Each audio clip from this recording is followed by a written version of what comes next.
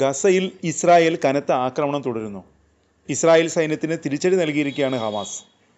ഹമാസിൻ്റെ സായുധ വിഭാഗമായ അൽ-ഖസാം ബ്രിഗേഡുകളാണ് ഇസ്രായേലിൻ്റെ സൈനിക കേന്ദ്രങ്ങളിൽ ആക്രമണം നടത്തിയത്. കിഴക്കൻ ഗാസ നഗരത്തിലെ അൽത്തുഫ മേഖലയിലുള്ള ദാറൽ അർഹാം സ്കൂളിന് സമീപത്തെ ഇസ്രായേലിൻ്റെ കമാൻഡ് ആൻഡ് കൺട്രോൾ സൈറ്റിൽ ഷെല്ലാക്രമണം നടത്തിയതായി അൽ-ഖസാം ബ്രിഗേഡുകൾ അവകാശപ്പെട്ടു. തെക്കൻ ഗസയിൽ ഖാൻ യൂനിസിനടുത്ത് മറ്റൊരു കമാൻഡ് സൈറ്റിനെ ലക്ഷ്യം വെച്ചും അൽ-ഖസാം ബ്രിഗേഡുകൾ ഷെല്ലാക്രമണം നടത്തി. ഗാസയുടെ വിവിധ ഭാഗങ്ങളിൽ ഇസ്രായേൽ സേനയെ അൽ-ഖസാം ബ്രിഗേഡുകൾ പ്രതിരോധിക്കുന്നതായി ഇറാൻ മാധ്യമമായ തെഹ്റാൻ ടൈംസ് റിപ്പോർട്ട് ചെയ്തു. ആക്രമണം ഇസ്രായേൽ സേനയ്ക്ക് വലിയ നാശം വിതച്ചതായും റിപ്പോർട്ടിൽ പറയുന്നുണ്ട്. ഖാൻ യൂനിസിന് വടക്ക് കിഴക്കുള്ള അൽ സന പ്രദേശത്ത് അൽ-ഖസാം സൈന്യം ഇസ്രായേൽ സൈന്യത്തിൻ്റെ കവചിത വാഹനത്തിന് നേരെ ബോംബാക്രമണം നടത്തി.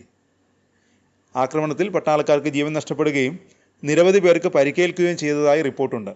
ആക്രമണ വിവരം IDF സ്ഥിരീകരിച്ചിട്ടുണ്ട്.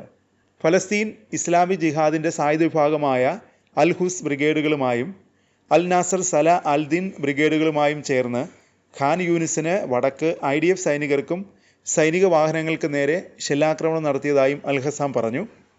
അതിനിടെ ഗാസയെ ഇസ്രായേലിൻ്റെ ഭാഗമാക്കി മാറ്റാൻ പദ്ധതിയില്ലെന്ന് ഇസ്രായേൽ പ്രധാനമന്ത്രി ബെഞ്ചമിൻ നെതന്യാഹു വ്യക്തമാക്കി. ഗാസയെ ഇസ്രായേലിനോട് കൂട്ടിച്ചേർക്കില്ല, മറിച്ച് ഗാസയെ ഒരു ഭരണസമിതിയായി ഏറ്റെടുക്കും, അതാണ് ആഗ്രഹം. ഗാസയുടെ സുരക്ഷ ഉറപ്പാക്കുന്നതിനായി ഗാസയ്ക്ക് ചുറ്റും ഒരു പ്രതിരോധ വലയം സ്ഥാപിക്കാനാണ് ലക്ഷ്യമെന്നും നെതന്യാഹു പറഞ്ഞു. ഗാസയിലെ മാനുഷിക പ്രതിസന്ധിക്ക് കാരണം ഹമാസ് ആണെന്നും നെതന്യാഹു കുറ്റപ്പെടുത്തി. ഹമാസിനെ തുടച്ചു നീക്കാനുള്ള ശ്രമത്തിലാണെന്നും ബന്ദികളെ എല്ലാം തിരികെ എത്തിക്കുമെന്നും നെതന്യാഹു പറഞ്ഞു. പദ്ധതിക്ക് വലിയ സൈനിക നടപടി ആവശ്യമാണ്, എങ്കിലും ഗാസ ഏറ്റെടുക്കില്ല. ഹമാസ് ആയുധങ്ങൾ താഴെ വയ്ക്കുകയും കീഴടങ്ങുകയും ചെയ്യുകയാണെങ്കിൽ യുദ്ധം ഉടൻ അവസാനിപ്പിക്കുമെന്നും ഇസ്രായേൽ വ്യക്തമാക്കി. അതിനിടെ മറ്റൊരു അമ്പരപ്പിക്കുന്ന റിപ്പോർട്ടും പുറത്തു വരുന്നു. ഗാസയെ പൂർണ്ണമായും പിടിച്ചടക്കുന്നത് അത്ര എളുപ്പമല്ല എന്നാണ് റിപ്പോർട്ടിൽ പറയുന്നത്. അതിന് ശ്രമിച്ചാൽ IDF വലിയ വില നൽകേണ്ടി വരുമെന്ന് സൈനിക ഉദ്യോഗസ്ഥർ മുന്നറിയിപ്പ് നൽകിയിരിക്കുന്നു. നിരവധി സൈനികർ കൊല്ലപ്പെടുമെന്നും നിരവധി സൈനികർക്ക് പരിക്കേൽക്കുമെന്നും IDF ഉദ്യോഗസ്ഥർ മുന്നറിയിപ്പ് നൽകിയതായും റിപ്പോർട്ടിൽ പറയുന്നുണ്ട്. ബന്ദികൾ തടവിലാക്കപ്പെട്ടിരിക്കുന്നതായി കരുതുന്ന പ്രദേശങ്ങൾ ഒഴിവാക്കിയാണ് IDF സേന ഇതുവരെ ആക്രമണം നടത്തിയിരുന്നത്.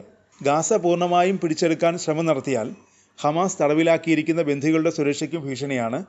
അതിനാൽ ഇസ്രായേലിൻ്റെ രാഷ്ട്രീയ നേതൃത്വവും സൈനിക കമാൻഡും തമ്മിൽ ഭിന്നത വർദ്ധിച്ചു വരികയാണ്. പ്രധാനമന്ത്രി ബെഞ്ചമിൻ നെതന്യാഹു പൂർണ്ണ അധിനിവേശത്തിനായി ശ്രമിക്കുമ്പോൾ IDF chief of staff lieutenant general Eyal Zamir അതിനോട് യോജിക്കുന്നില്ല. നെതന്യാഹു സമീറിൻ്റെ മുന്നറിയിപ്പ് നിരസിച്ചതായും അധിനിവേശത്തിനുള്ള തയ്യാറെടുപ്പുകൾക്ക് ഉത്തരവിട്ടതായും റിപ്പോർട്ടുണ്ട്.